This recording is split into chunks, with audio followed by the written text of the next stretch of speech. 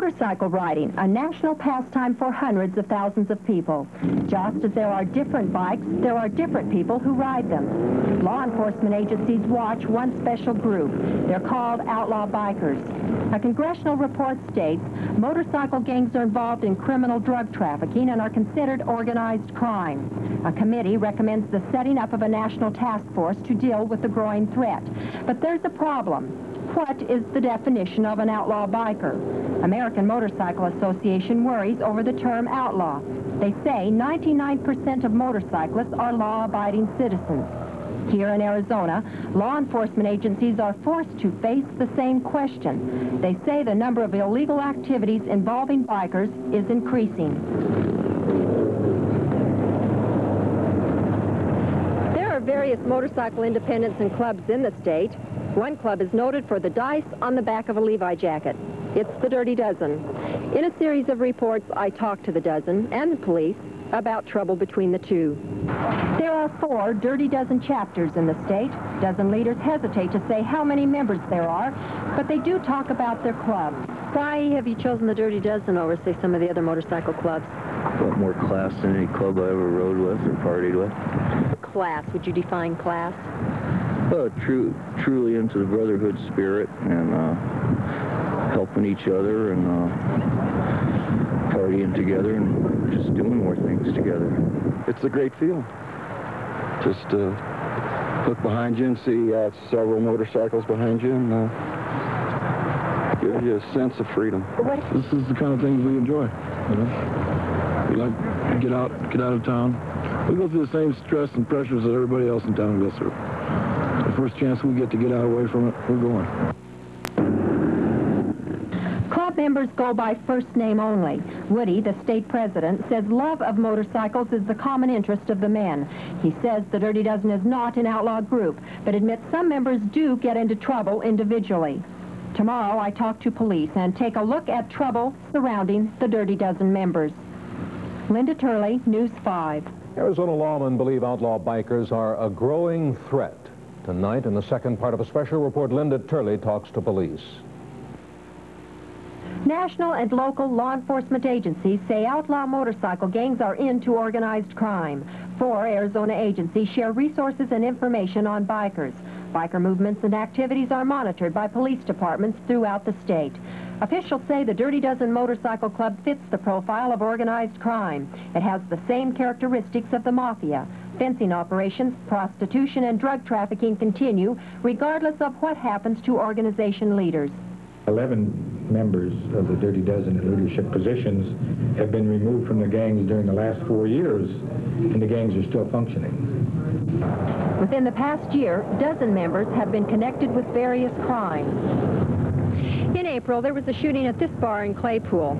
2 men died from a New Mexico motorcycle club, and 13 Dirty Dozen members were arrested. In the end, only 1 member was convicted and sentenced on manslaughter charges. His defense was self-defense. There were other crimes that made headlines: possession of counterfeit money, an assault on an undercover officer, and an attorney for the Dozen is charged with possession of cocaine. Undercover Detective Bill Heath investigates outlaw bikers. They've been arrested for narcotics violations. They've been arrested for stolen property violations. They have been arrested on rape charges. They've been arrested on sexual assault charges. They've been arrested on assault charges. We include the Dirty Dozen in that list. Yes. Yes. Then why aren't there more convictions?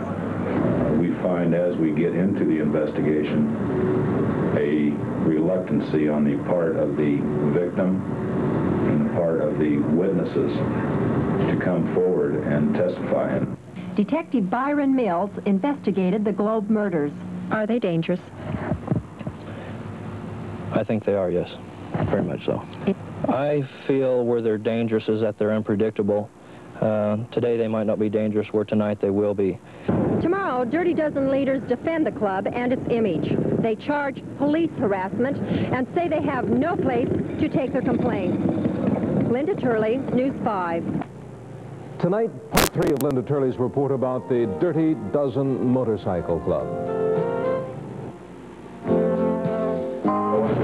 Okay, so thank you. waiting on me?